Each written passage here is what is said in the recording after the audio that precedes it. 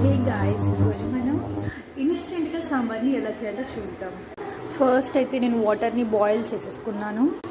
తర్వాత నేను ఈ ఇన్స్టెంట్ సాంబార్ మిక్స్ పౌడర్ని తీసుకొని ఈ హాట్ వాటర్లో యాడ్ చేయబోతున్నాను.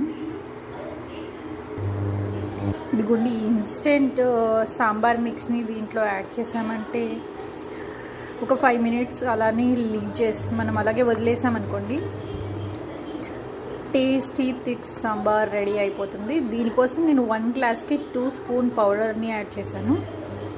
ఒక 5 minutes అలా మిక్స్ చేస్తూ ఉండాలి. దీనిలో చూసారా, ఆల్రెడీ వెజిటబుల్స్, సాల్ట్ అన్నీ యాడ్ చేసే ఉన్నాయి. సో చాలా ఈజీగా మనం సాంబార్ తయారు చేసుకోవచ్చు. గాయస్, స్మెల్ అయితే సూపర్గా వస్తుంది. గాయస్, మన సాంబార్ రెడీ అయిపోయింది.